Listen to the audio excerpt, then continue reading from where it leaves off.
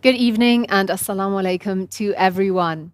My name is Thera Vadilio, and you are joining us again for a very special edition of Wacana in English, a show that promises to give you insights into the political and economic landscape of our beautiful Malaysia.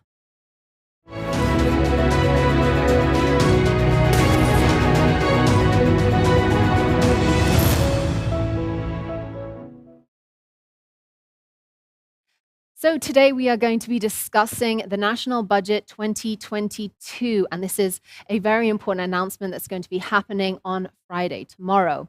Now, everyone is speaking about the budget, but there is good reason to. I feel that often when it comes to politics and government, us, the people, Rakyat, we don't know if we really have much of a say in what happens. But when it comes to the budget, this is our tax money that we put in annually, and these are funds that we actually do have a decision in where they go. But you have to speak about it. So throughout this program, write in the comment section about anything that you feel more sectors and more funds could be allocated to. Now, I'm not going to be speaking alone today about the budget. I have a fantastic panel with me today. I'd like to introduce Tricia Yeo, from the CEO of the Institute of Democracy and Economic Affairs, also known as IDEAS, Ulia Husamuddin, Penjuang Information Chief, and Lee Chian Chung, State Assemblyman of Semambu. Thank you so much. Have you all met each other before? I've met the two of them. Okay. I've had sessions with Trisha. I think this is the first time I'm meeting YB face to face. Yeah. Yeah. But we know each other online, for a while. For quite some time. Yeah. Okay. Well, this is my first time meeting all of you, so thank you all very much for being here today. So the first topic that we're going to be speaking about in regards to the budget is actually going to be about sustainability, as this is a hot topic that is being spoken about all over the world, and especially among the younger generations. And of course, there's a good reason for that. I think many of us wonder what kind of world we are going to grow old in and what kind of world we're going to be passing off to our children. So I'd like to begin with you, Tricia. When it comes to sustainability, global warming, taking care of our rainforests, flooding all over the world, is this something that is a concern for Malaysia? Hi, good evening, and thanks so much for having me on this show. I'm glad to be talking about Budget 2022, a very important document that will set the tone for the next year, especially at a time of this pandemic. And I think the pandemic itself has caused us to rethink a lot of our national priorities, chief of which should be the sustainability agenda. Many have said, for example, that the COVID-19 crisis is only a small pilot test to what the nation and the world will face in the future. And that could be, for example, the climate crisis. Malaysia actually ranked, I think, the second to last in a Swiss index that was released earlier in April this year on the ability to adapt to these sorts of sustainability issues. This means that actually our national policies are not very well placed to allow for great changes of weather. I think it's also partly because we've never had to deal with natural disasters. Yeah. The country itself has been so lucky and fortunate to be sitting geographically in a place that avoids any sort of major natural disasters, unlike our neighbors, Indonesia and the Philippines. So I don't think that the policies actually have been well placed to deal with this.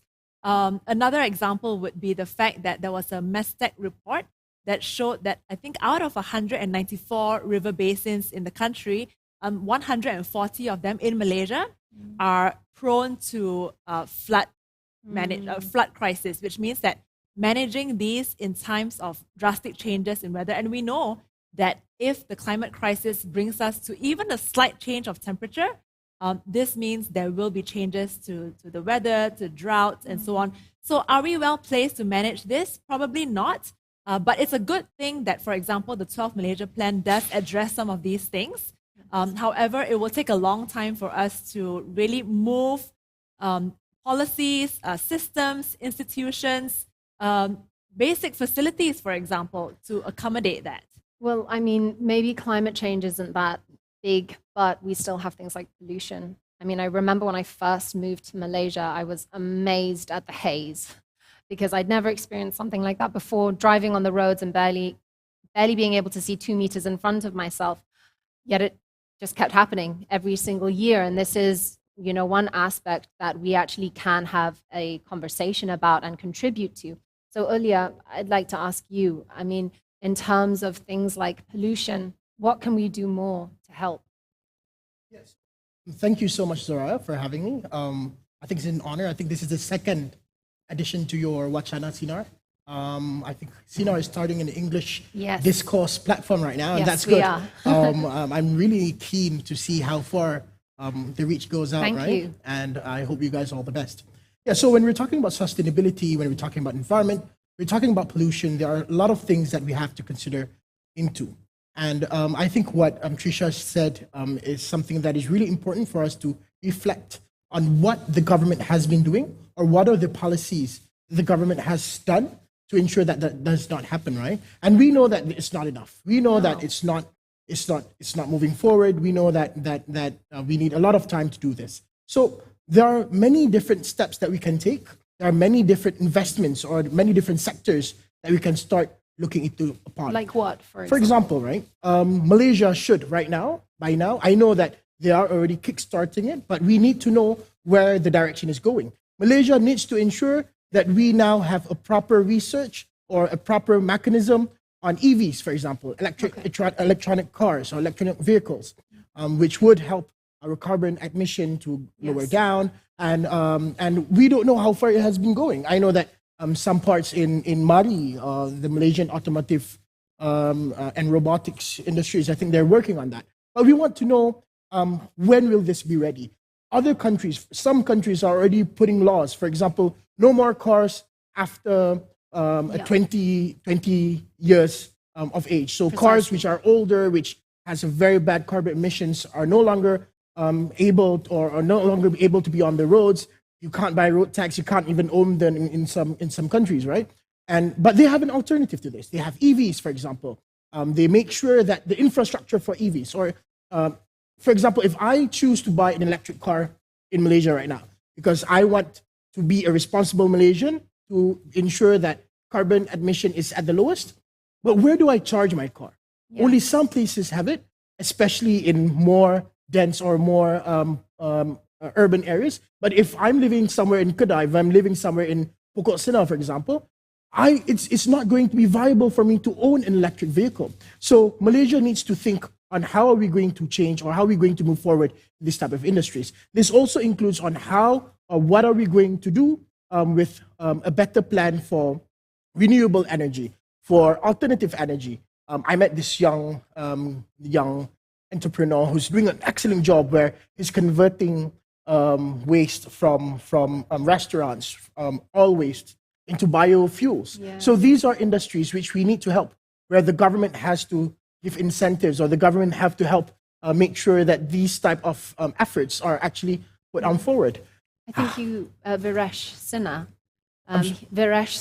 he's doing something similar to this, taking these waste fuels and turning them into actually, it is him. It is him. Him. I met him for quite some time. I know that he's been doing an excellent job. Fantastic. Viresh, and but there's this problem, right?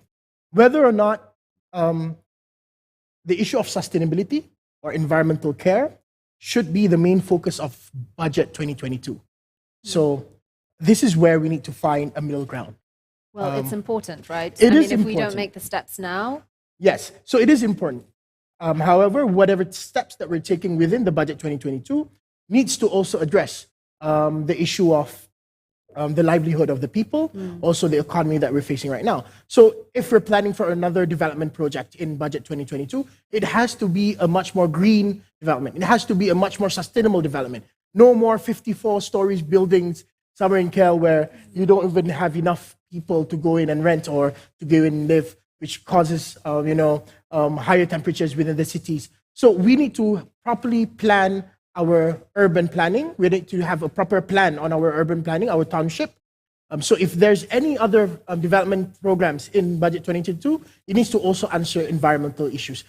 One last thing that I think I could give an example is that Langkawi is recently, there's a project of a reclaim land, a reclaim island. So they're building this mega housing area where it's very luxurious. But they're doing this by taking some reclaimed land and then putting on some sand, making new sandbanks and building a whole township over there. That would obviously cause a lot of biological effect towards the island itself. I don't want to see in 10 years or even 5 years, the green, pristine waters of Langkawi being polluted by whatever is there, just because we are too greedy to ensure that we have development. So these are things that I think we need to look into. And when we're answering or when we're trying to table the budget 2022, not only does it answer development, or not does it only provide developmental solutions, but it also answers to the environment too. YB, so let me ask you this then. At what point do you feel that Malaysia puts profit before thinking about sustainability? And is this something that we need to have bigger conversations about? Thank you, Zuraya. This is a very tough question. First of all, let me introduce myself. Chen Chung, Treasurer General of Keadilan. And first time being here, so treat me well. Back to the question, I think it's a million-dollar question. Whether a developing country, how can we balance development at the same time also maintaining sustainability? Yeah. When we talk about sustainability, there are a few dimensions to it. I think Oya and Trisha have put it rightly on, especially the environmental part of the sustainability issue. But at the same time, we should also look at economic sustainability and also political sustainability. I think it's equally important. Development as a very important component for a country.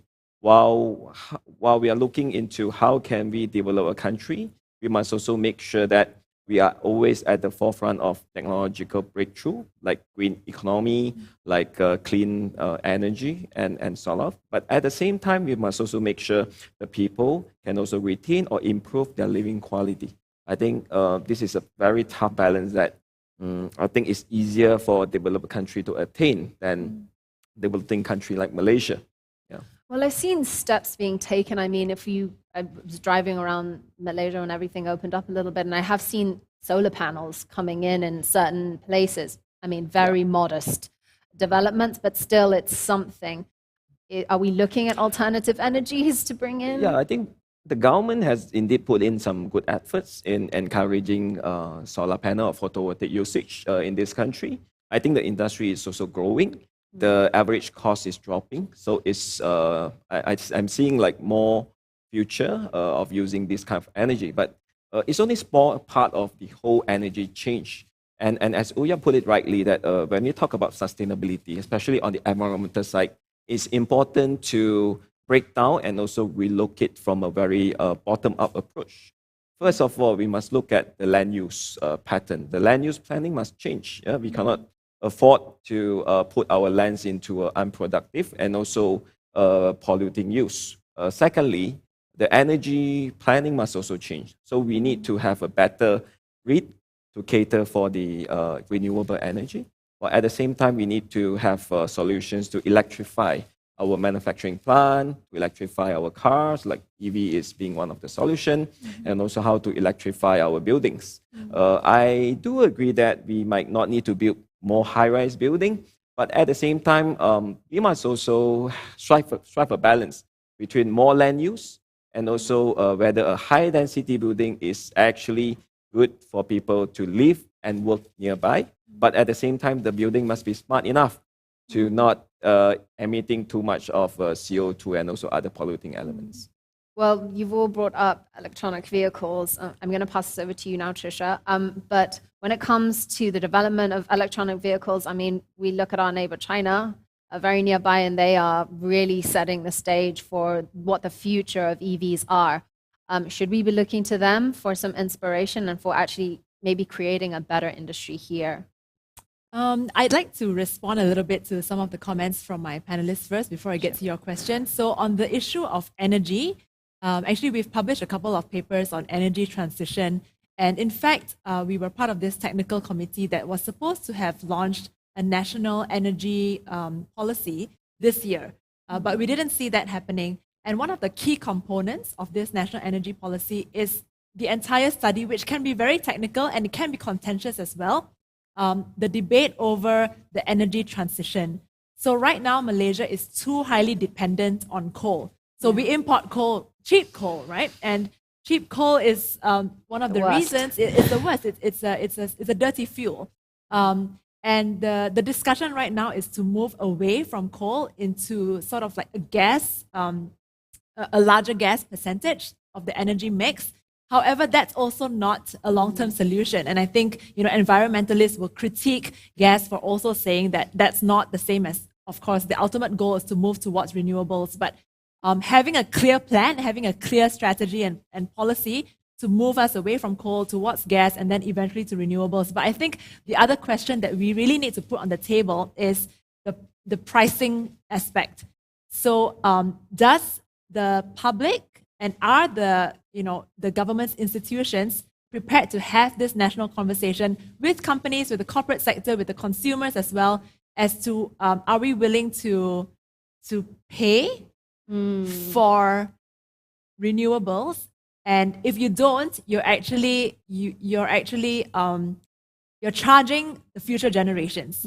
So whether you're willing to pay upfront to ensure that these costs are not going to be laid, and you're indebting the future generations who will eventually have to pay, because every energy component has a cost to it. So I think these calculations have not really been taken into consideration. And if we need to compute that into how much we value the environment. So how much are we willing to value a carbon-free environment? So I think just that alone it's complicated, it's scientific, and whoever puts that on the table will also debate between themselves. But coming to your question about whether we should look at examples set by other countries like China, I mean, I'm sure there are examples that we can follow after.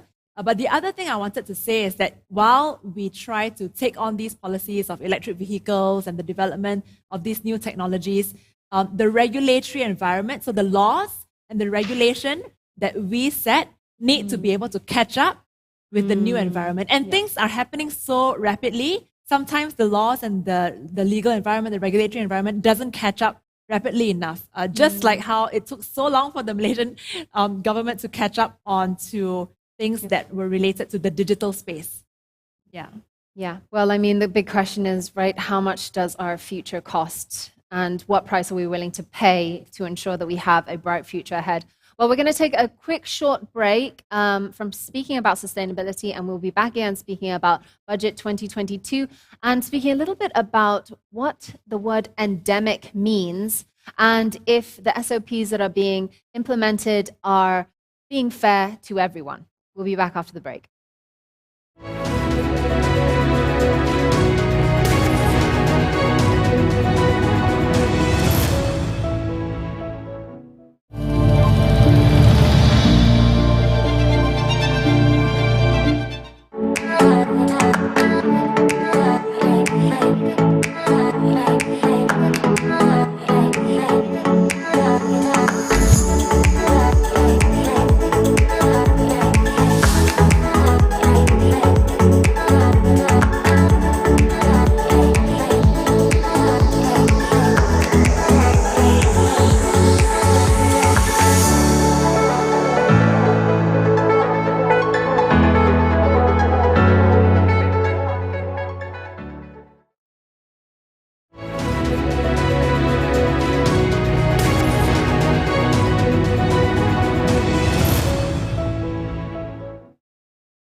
Welcome back to the program where we are speaking about Budget 2022. And now we're going to go into a very interesting topic, a new phase that we are now entering, the world seems to be entering with this pandemic called endemic. Now, Ulia, I'm going to ask you, what does endemic mean and what does this new phase mean, and are we in it? Endemic basically means that we're going to normalize living with the virus, right? That's the most basic understanding of what an endemic is. We have to understand that when we're living with an endemic, it doesn't mean that the virus is not there. It's very different than how other viruses, for example, SARS in 2003, or how Ebola outbreak was in 2014. It was stopped. The pandemic was stopped, so there's no term of an endemic there. But endemic is very similar to things like influenza. It's the common flu. Means that wherever we go, we're going to meet it. But there's also an important part of endemic, which means a certain country or certain region is able to control it at the baseline, meaning that there's no sudden spikes, meaning that there's no sudden deaths out of it, meaning that the country is now able to control a certain virus or disease. So when we put that into context of COVID-19, right, we know that we're going to call it an endemic when we have a herd immunity. 90% of our country is immunized. However, even though it's endemic, we have to ensure that the ways we handle or the ways we live today could still prevent the virus from spreading even worse. I'm going to give a very silly but a very important example, right? How did they control malaria last time? Is then by then people started to use mosquito nets, for example, right? So these are small changes in a person's lifestyle which could help to combat a certain virus in a certain country. So when it comes to Malaysia, right, and we're going to face it as an endemic, there's certain things that we need to see. Number one, we need to talk about the economy. Number two, we need to talk about the healthcare. And number three, we just need to talk about the welfare, the children, the education, so whatnot. But I'm going to talk about the healthcare part first. So when we want to convince the people that we are in an endemic, that you can live normally, we need to have this certain aspiration. We have to have this certain environment that the people are confident to live, to come here at this situation. So we have to ensure that our health facilities are up to date. So whatever is in budget 2022, if we want to make sure that we live in an endemic, needs to make sure all of the pending projects of hospitals, for example, the hospital in Rembau has been forever, so it has to be done. Because we know that when the pandemic hit, we did not have enough hospitals, we did not have enough hospital beds, so we need to make sure those are all catered for first. I mean, I'd actually also like to ask you, as someone who probably has a little bit more inside information that most of us do, how do you feel the entire pandemic was actually handled? Because there's so much criticism that it was done really badly, but maybe you know something we don't. If you ask me, it was handled very badly. And most of it is because of the political instability. I think the PRN today, the local elections that's happening right now, is evidently something which I think not all Malaysians would aspire for. My party, for example, Pejuang, we don't want it at all. We think that this is not the way to go, and that it's not time yet in cases. Now the cases are at a plateau. So when the cases are at the plateau, I know some people will feel relieved. But even though the cases are at the plateau, the trend usually is it will spike up again. It will not. If it goes down, if the cases are decreasing, then we will be much more confident. But the cases are now at a plateau. So it means that it's still there. The amount is still there, and it may spike again. So we don't think that it's the right decision to have a local election right now. But other parties who go in, it's their choice, and basically they can't avoid it anyway because it was called in the first place. So these are some of the small things that I think has been very much mishandled by the government. I think this could have been handled way better. We remember the first spike was because of PRN Sabah, and I don't want PRN Melaka to become another spike. Yeah, but coming back to all of these healthcare issues, right? So there's a debate going whenever I talk about we need to improve our infrastructures, if we need to have more hospitals, or we need to improve our hospital beds, we need to have more hospital staff. A lot of people feel that it's just going to go to waste because once the pandemic is over, it's not going to be used. This is not actually true, because I think Trisha could add on to this. There's several studies saying that Malaysia is going to go through a silver tsunami, or grey-blue. It means in 2030, meaning that we're going to have more older people than we're going to have younger people. So in the future, we are going to need these hospitals. In the future, we are going to need these hospital beds. We are going to need the staffs. So this is the right time when we have an opportunity to come out to fork out a certain amount of money to allocate from the people's money. Where do we invest it first? We invest it in healthcare. So that is what I think needs to be done firstly when it comes to handling the virus as an endemic within the budget. Yes. Well, I'm going to ask you, Tricia, to make some comments on that, and also just ask you, I mean, when we talk about building more infrastructure, where can we actually allocate budget to build something better? All of this goes back actually to the question of how much fiscal expansion is the government willing to undertake now. So prior to the pandemic, there were already concerns about our debt to GDP ratio. Of course, during the pandemic, the government in Parliament increased the statutory debt limit. And, organizations like ours, of course, have always cautioned, be careful, right, the debt limit. But in times of crisis and in times of emergencies, so we've made the position that it is a good thing to have a fiscally and expansionary budget now. Okay, so once we take that position, now the next question is, where do we spend it on? But sorry, before that, I want to backtrack a bit. How are we going to finance this fiscal expansion? So if we see a large budget increase tomorrow that's being tabled in Parliament, that's much larger than the previous year or years, I think that's acceptable now. How we're going to fund that, I hope the government is transparent and accountable to the public, whether we're going to get it by borrowing. Are we going to get it by withdrawing more funds from the National Trust Fund, for example, that for the first time was withdrawn, right, by the way, about 30% of the fund?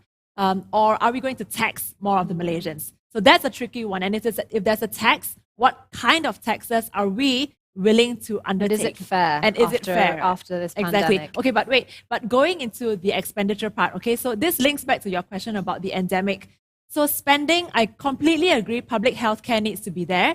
I think already we've seen that a lot of the hospitals not just were crying out for help in terms of equipment, but the resources were unfairly dispersed. So there were some hospitals that had more, and the systems were not built in such a way that these extra resources could be immediately allocated to the hospitals that required it. So we see a lot of horizontal policy miscoordination, actually, or just uncoordination throughout the entire country. The second big aspect is, if you talk about pandemic as an endemic, COVID-19 as an endemic, we also need to expect to have booster shots, perhaps every year, just like the influenza vaccines. And the government will need to take that into account. The Ministry of Finance has, a lot of headaches right now, I think, to finance, again, these booster shots. If you're thinking about it on an annual basis, how much is this going to cost the nation? Yes, exactly.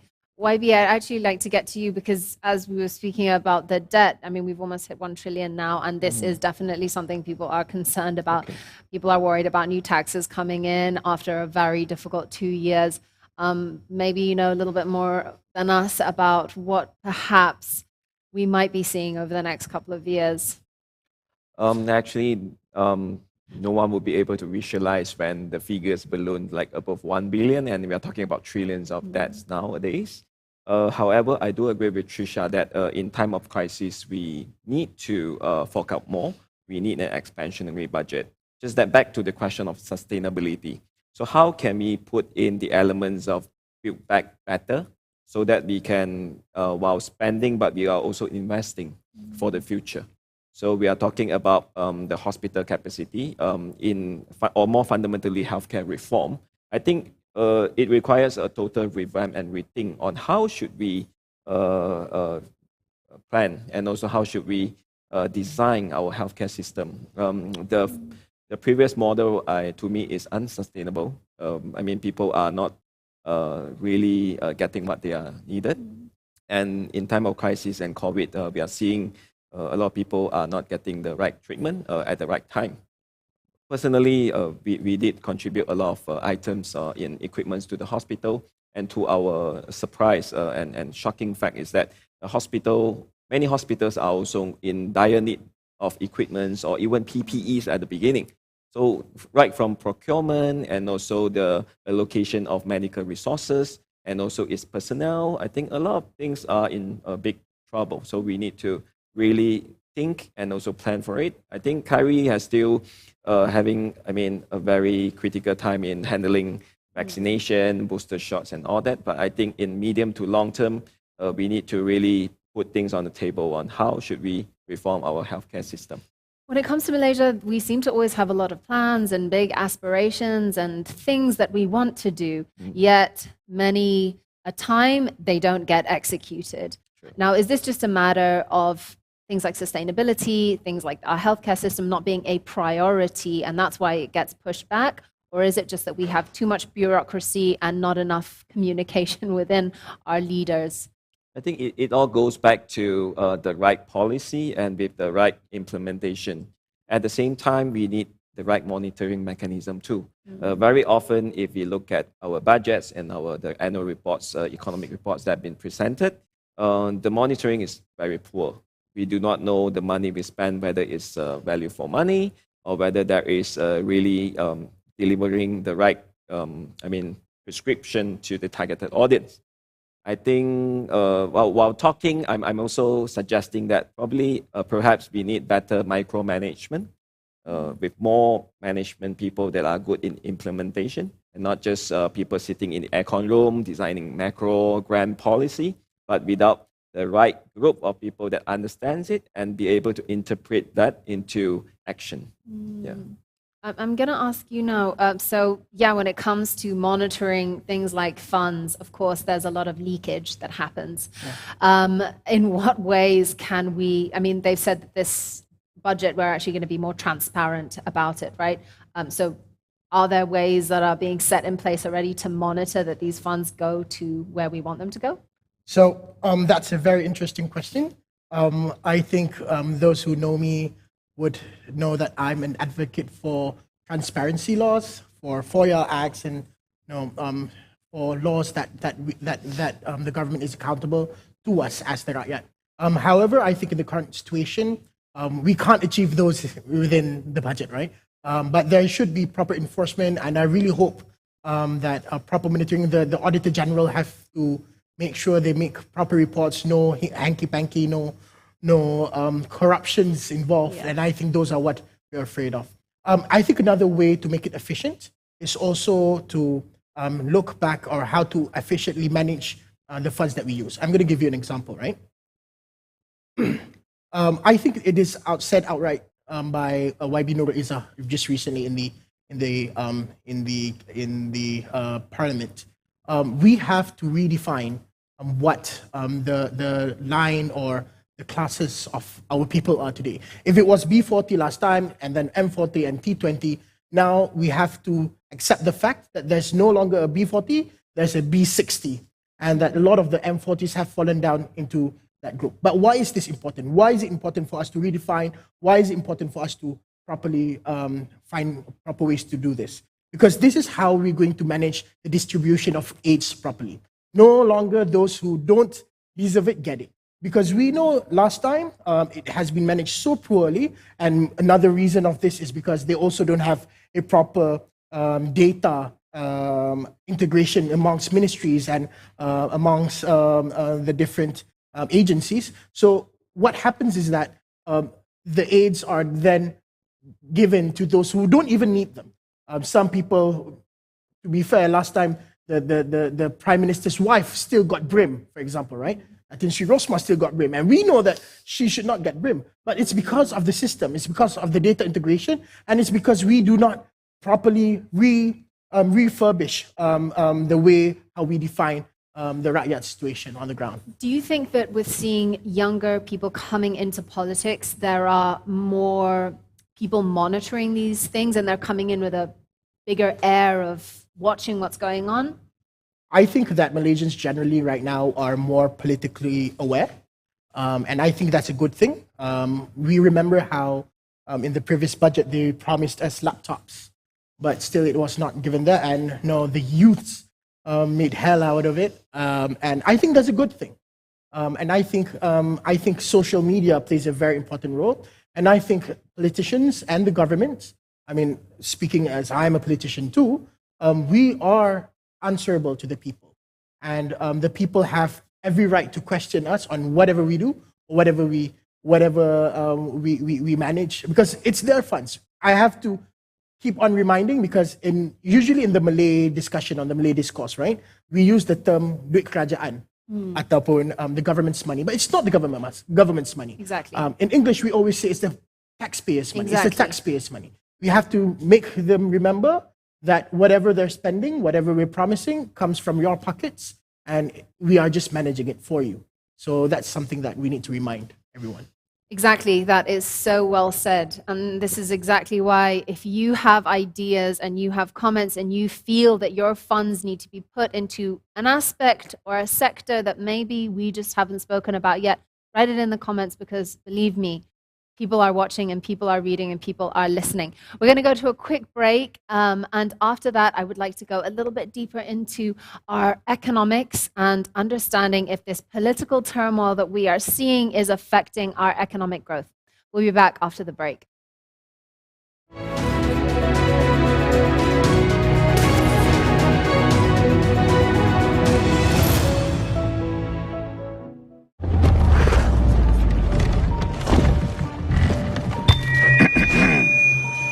Listen up, people.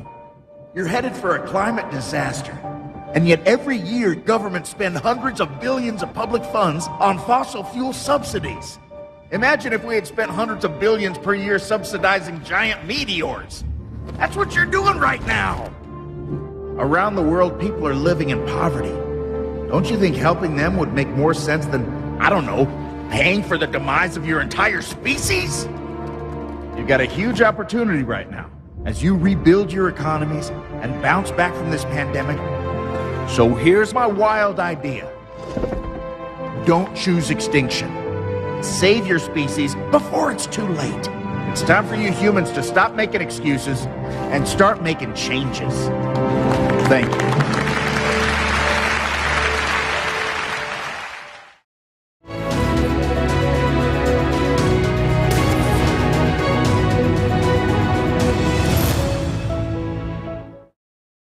Welcome back to our final segment, where we're going to be speaking a little bit more about economics. Now, I want to talk about MSMEs, our small businesses, as they have suffered a lot over the last couple of years. Trisha, I'd like to bring this question to you, because government handouts are great. They're fantastic, but they aren't the end goal. And again, how do we know that they're going to the right pockets? Maybe you could speak a little bit about that. Thank you. So on this issue of how government has been able to support SMEs. So I actually want to link it a little bit to the last thing that we talked about in the last segment, which is the fact that government has a lot of these policies and programs, but very little tracking. So tracking and monitoring is very poor. So Ideas did a report. In fact, it was like last year. So it covered the first part of the MCO and the first part of the government stimulus packages, as to whether the SMEs felt like they were receiving aid.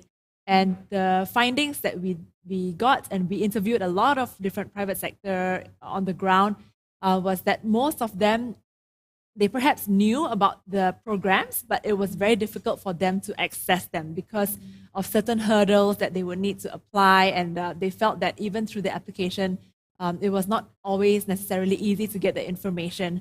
I'll come back to SMEs, but I think just on the note of monitoring, if the government itself isn't doing a good job of tracking and monitoring, this is where organizations like ours, so think tanks and civil society, can come in. We've recently launched what we call a Pantau Kuasa website, where we tracked the political appointments into all federal statutory bodies over the last 3 administrations. And we mapped it out visually. It's really nice, like the data visualization. It's so very you good, can yeah. check it out. It's pantaukuasa.com. We are trying to expand it into other government-linked companies as well. And linked to that, we also have a project called Pantau Laksana, which is a tracking of all the stimulus packages that the government has emerged with throughout the pandemic. We're also going to come up with a website for that. And I think it will really help us to understand, okay, have the SMEs gotten, how much of it has actually been disbursed, to the vulnerable groups, whether it's single mothers or B40 or B60, OKU, Orang Asli. I think these tools will help the public create demand of their governments. And I must say, though, that the government's Laksana products and reports have been pretty useful for us to do that, but they're not sufficient.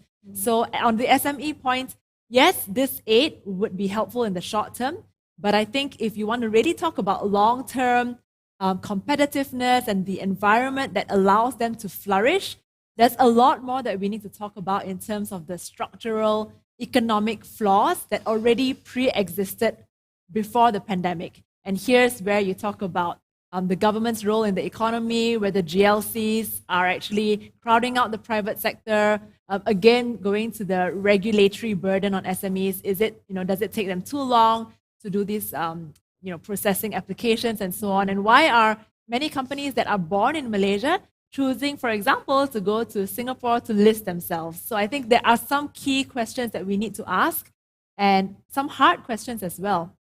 And I don't think the recently released 12 Malaysia plan addresses this. The other one, which is a little bit of a sensitive issue, but I think it's also good to talk about, is this overemphasis on the Bumiputra corporate equity targets, which in fact can be counterproductive because the way it's designed right now in the 12 Malaysia plan would actually harm Bumiputra interests. So that is something that I would argue. Yeah, I mean, the Bumiputra conversation is such a big one. I'm half Malay myself and half Spanish, yet I don't fall into that category, even though my mother is, and it's bizarre to me at least. And so I can only imagine how people who are involved in it feel. But I want to just go back a little bit to the economy, YB. I'm actually going to point this one towards you. So when we look at China, I'm going to use them as an example again. They have lifted up their lower class into a middle class, and now they have one of the largest middle classes in the world. What examples can we take from them, as they have pushed a very trade-forward economy? They've pushed industrialization in a big way. Can Malaysia take examples from this? Of course, it's important to draw meaningful examples from other countries or successful cases. China is, again, quite unique in its own political system and also its implementation. But one thing that we should share, the aspiration from China government is that their determination in uplifting the livelihood of the people, regardless where they are coming from, and also the countryside, and also in the urban area. I think that is very important.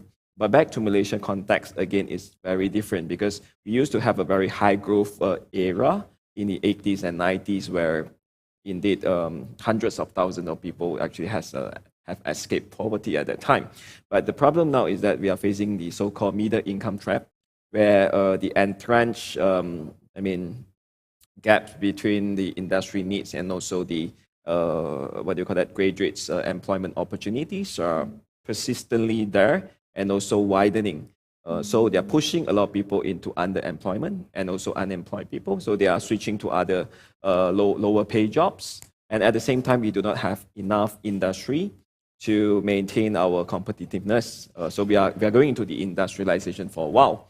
So indeed, Pakatan Harapan, we have just released also budget notes to suggest that we should think about how can we reindustrialize the country by looking into the right industry, at the same time also helping some of the more successful companies so that they don't, again, go to other countries for listing, but we can groom our own champion, our own unicorn, so that they can also be the champion in the region, if not, Asia. So what industries are you thinking about? Which industries are you proposing? Where can Malaysia make a contribution?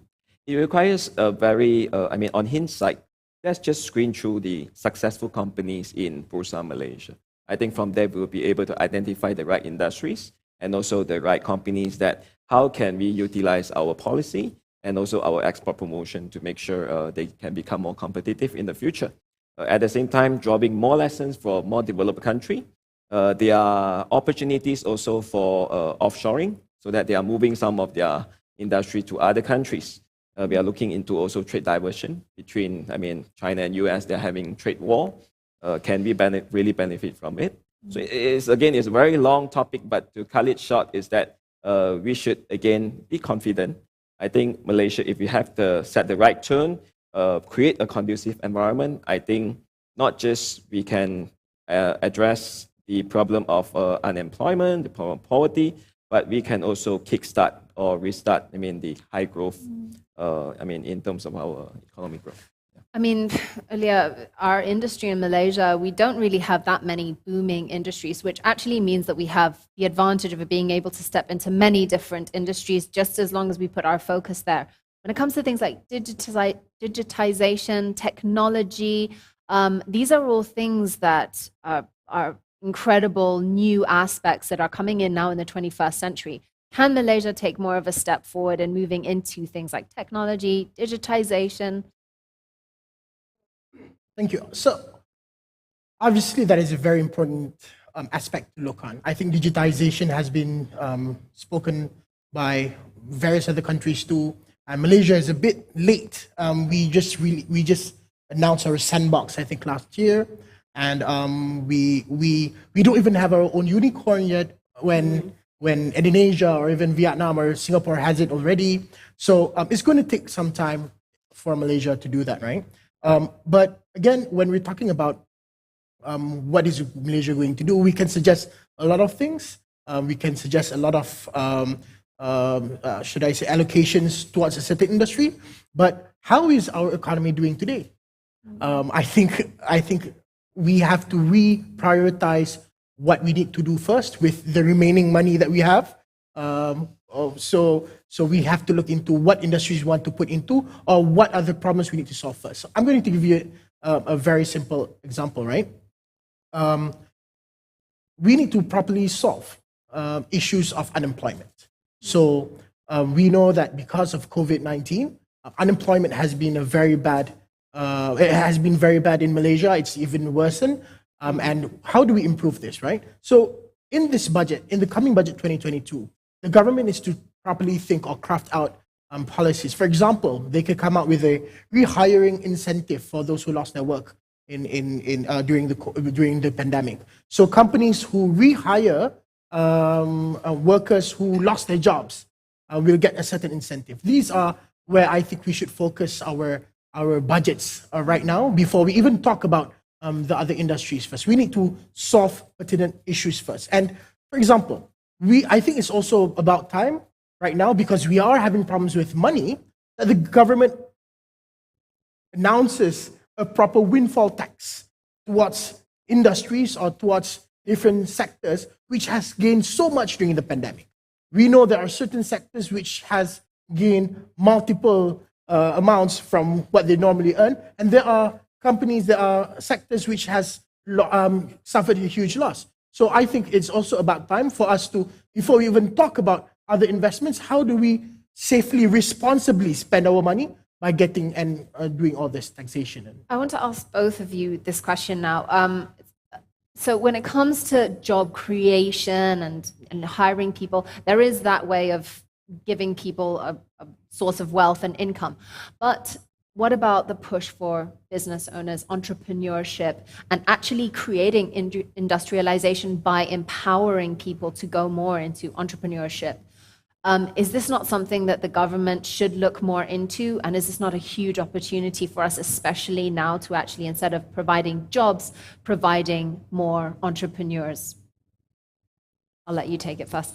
So last year, if you remember, one of the promises the government put into the budget then was to create these 10,000 jobs in government. So it was either government or GLC, the ecosystem. Again, we don't know what's happened. I would love to hear, perhaps tomorrow, a report on whether these 10,000 jobs were created. But even then, we were quite critical of that attempt to create jobs, because what you're doing is that you're artificially creating additional vacancies.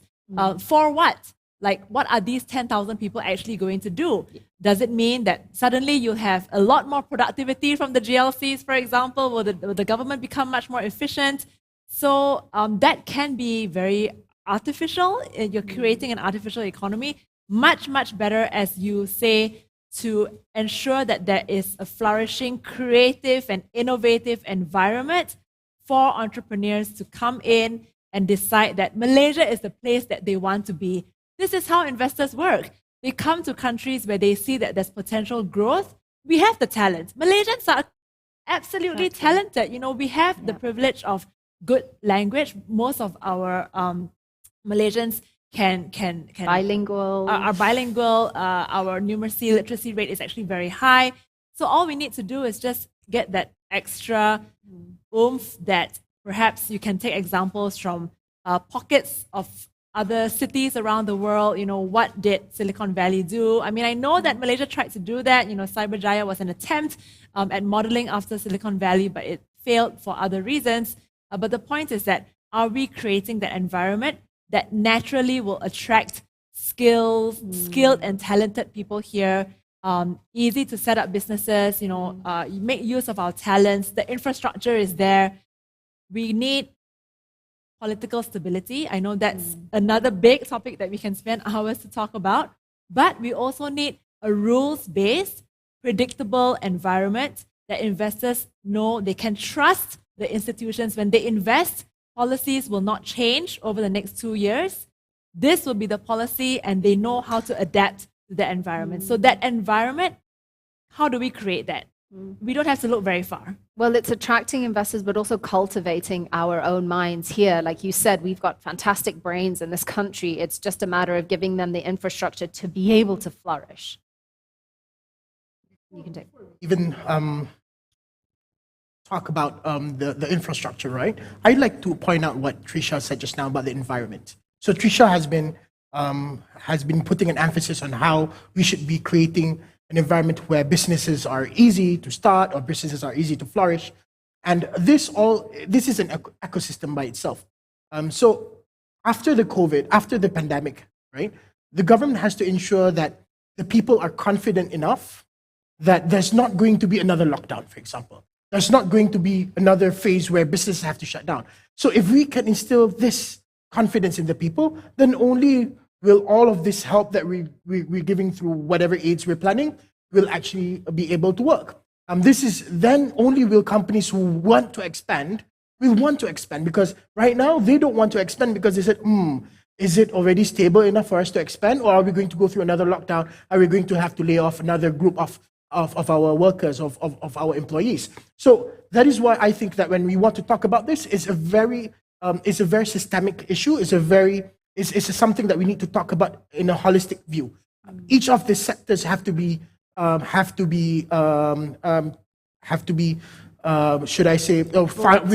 pulled together. That's why I spoke about the healthcare sectors first, because only when the people know, or even if I'm sick, we have a good healthcare system, then only we can move forward in this situation. But also, I think it's also important for us to understand that, to be fair, the government from whichever era does have some help for MSMEs. We have ACON, we have AIM, we have a lot of other avenues that small business owners could get help from the government, right?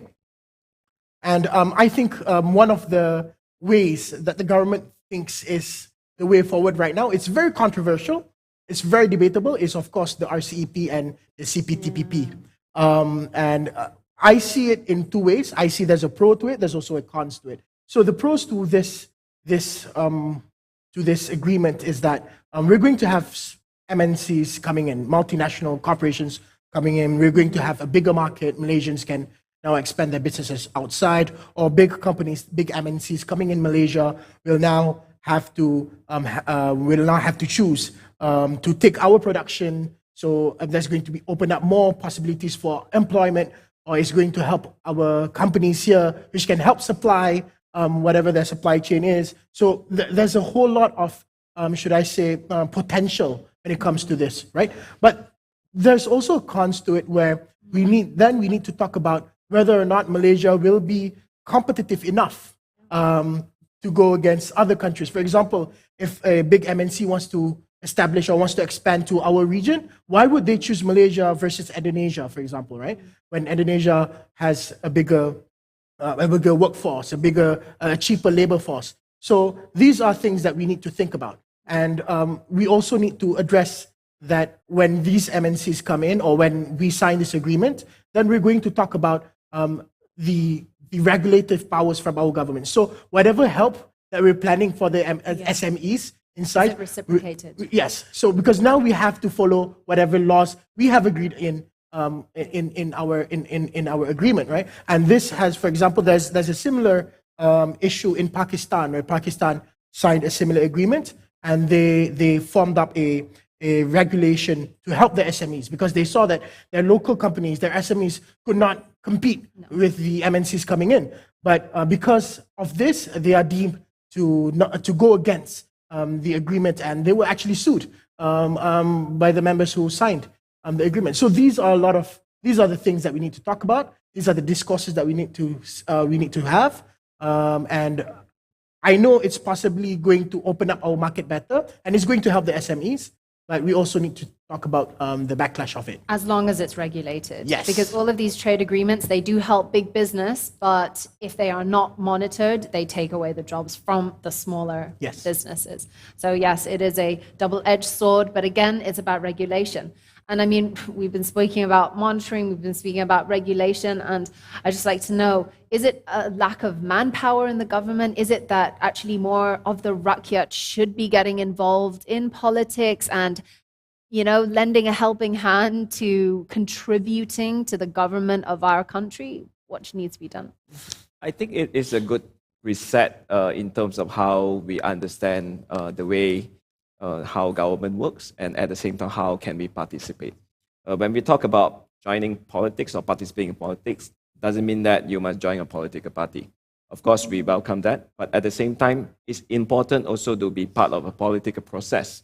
Trisha and Think Tank and other NGOs have been doing a great job in terms of encouraging people to participate.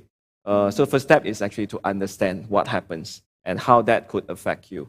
And how can you play a role in influencing the outcome? I think that's important. And one great achievement that we have made is that I don't think people will believe that it's pointless to make any contribution today because, I mean, in the past, well, no one would imagine that we will be able to change the government.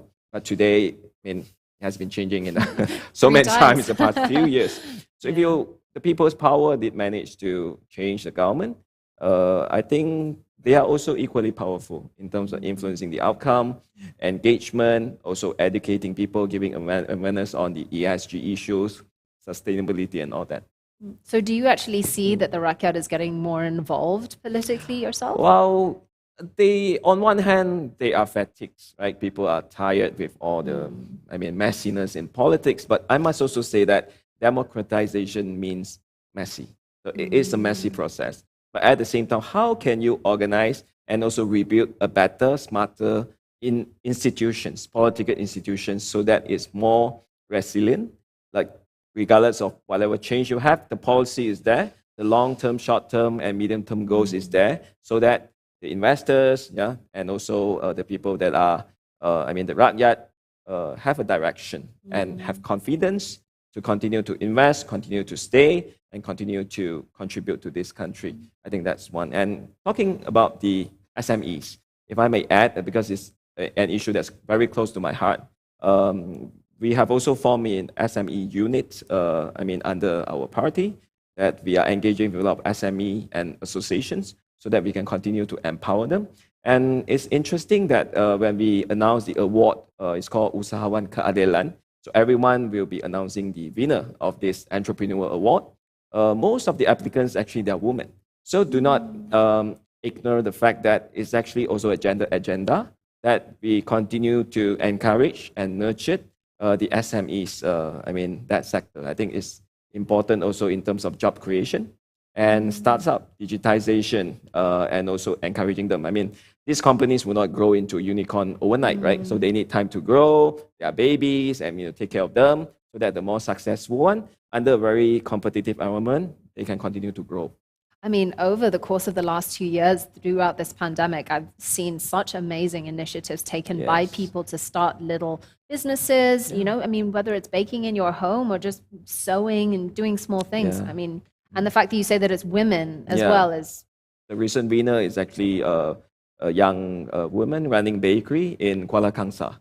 So it's pretty impressive, and she managed to weather the storm during the COVID, and now she's planning to open another branch. So I asked her how could she survive the pandemic.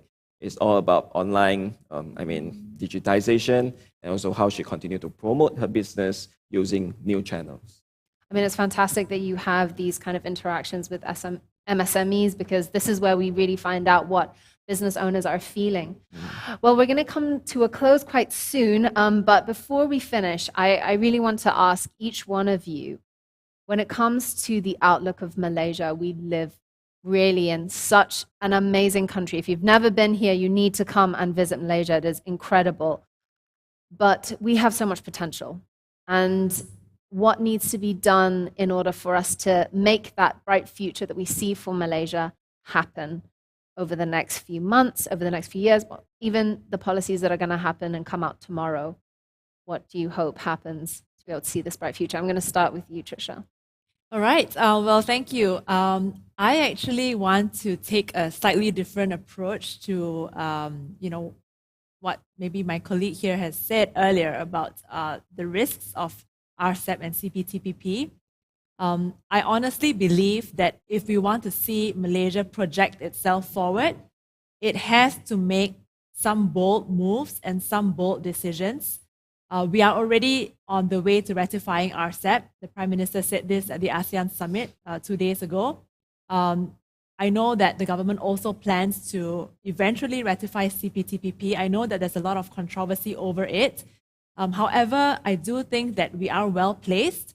Remember that the CPTPP also allows for tremendous internal domestic governance leapfrogging. When it comes to labor, a lot of laws will be changed that will actually force or provide these obligations to companies to do better in terms of protecting the labor market.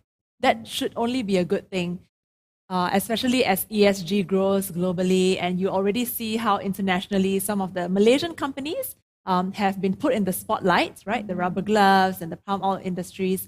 So if we can improve ourselves on that front, the world's moving forward on ESG. We just can't hold back on the front of transparency in procurement, in making sure that our state-owned enterprises become that much more competitive.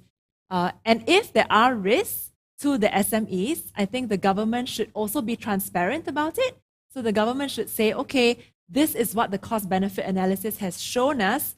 There will be some industries that can expand rapidly. For example, don't forget that Malaysia is a highly integrated economy in the global value chain. So as far as SMEs or MSMEs are concerned, a lot of the small little microchips and so on, they come through Malaysia and then they are re-exported elsewhere. So these are the SMEs that will benefit. Malaysia's SMEs, many of them are manufacturers, and the Federation of Malaysian Manufacturers has already said that they actually think they could benefit from signing the CPTPP. So if they're saying that they could benefit, then I would say SMEs can stand to gain. Okay. The non-exporting SMEs, I think, may be at risk.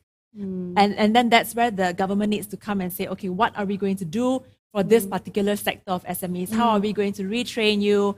And there are so many examples of other countries that can provide us lessons of how they transform through the years as well. I mean, not all the developed countries became developed overnight. They had to go through very tough struggles of their own. So there are already some of these, subcommittees being set up. There's, I think, a Malaysia-Taiwan Economic Cooperation committee that would show our SMEs here how can we learn from the SMEs of Taiwan that was able to, leapfrog up the value chain. Okay, but basically my point is, are we bold enough to make that decision? Because those decisions come in the context of a larger economic question. Is Malaysia's economic policy going to be framed in a way that says we are going to be open for business in an international market? Remember that the Malaysian economy has always traded. We have always been a trading nation, even from our historical roots, right? Malacca and so on, the Straits. I think we should take advantage of our geographical location to ensure that these trade relations will always continue, and to always say that we will always be participating in a multilateral economy. And that, I believe, is a way for us to put ourselves forward, and investors will come. I know I keep going back to this flourishing environment thing, but that's how we will create jobs.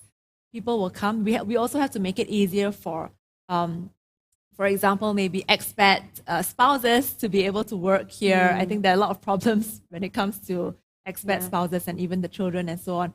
So creating that enabling environment and also having policy consistency across ministries, because sometimes the ministries make one decision and the other ministry says no.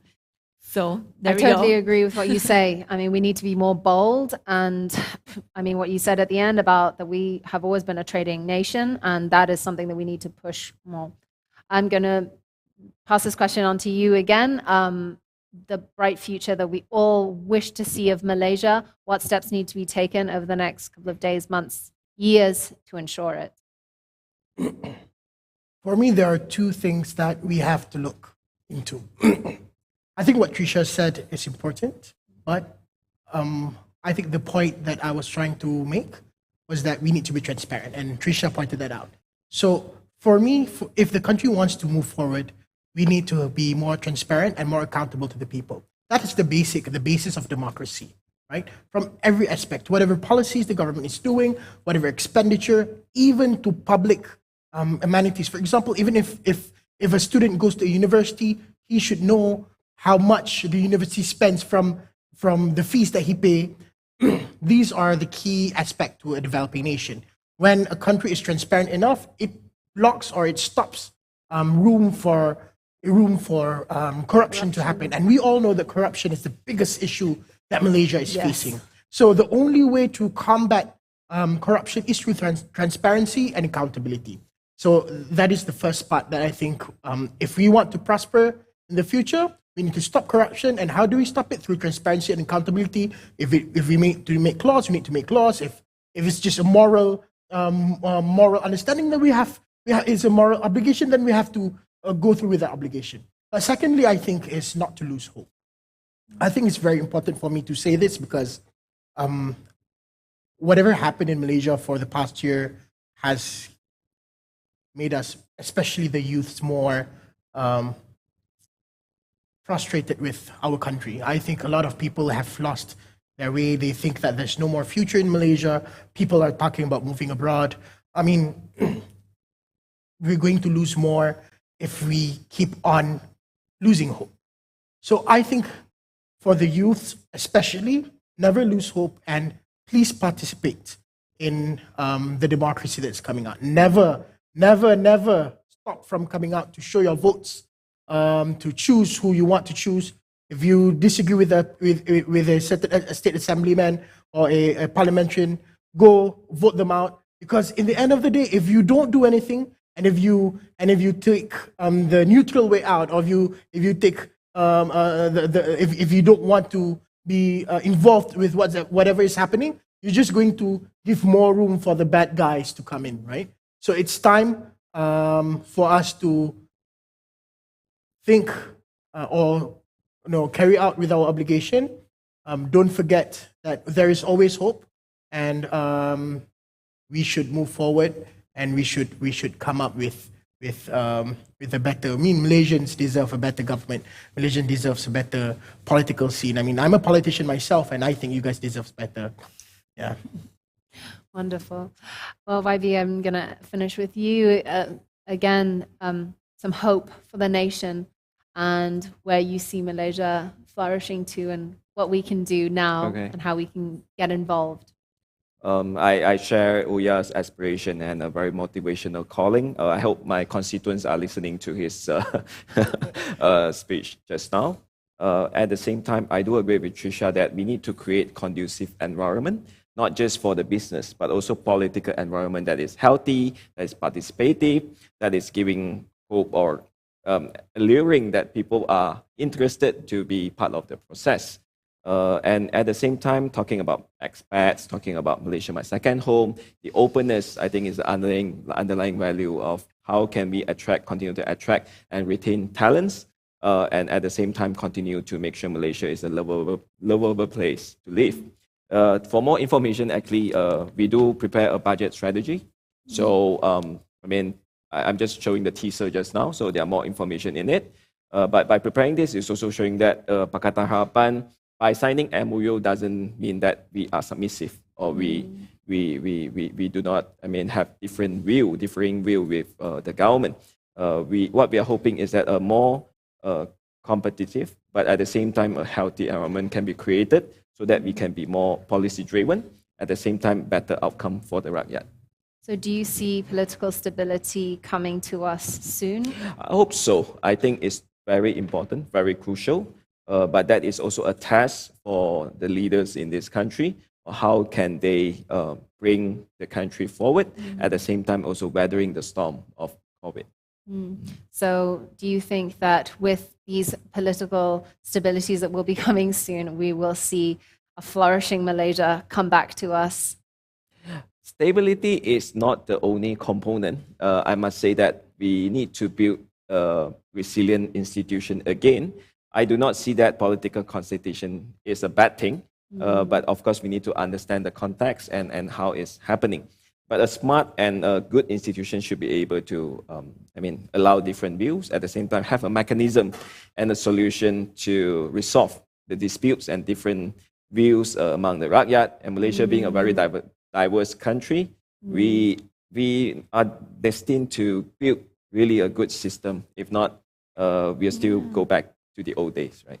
No, exactly. And I mean, it's something that we've been saying is Malaysia has so much potential. And really, as someone who hasn't lived here my whole life, who has moved here myself, I am just blown away by how incredible the people are, how resilient this country is. I mean, after 3 years of just ups and downs, they're still smiling. They are still pushing forward. We haven't had riots on the streets.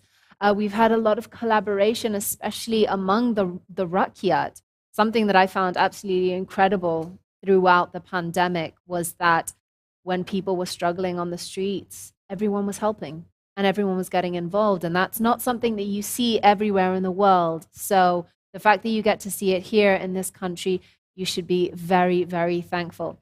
Well, to my amazing panelists, that was such a fascinating conversation, speaking about sustainability, about the endemic, and about economic policy, and hopefully some stability in the government coming very soon. I think our biggest takeaway from all of this is to be bold, like you said, to be bold and to bring back our trade. That's how we're going to see economic recovery. And thank you all so much for joining us this evening. Hope to see you again for another special edition of Wacana. Until then, my name is Threa Vadilio. Assalamu alaikum. Thank you so much.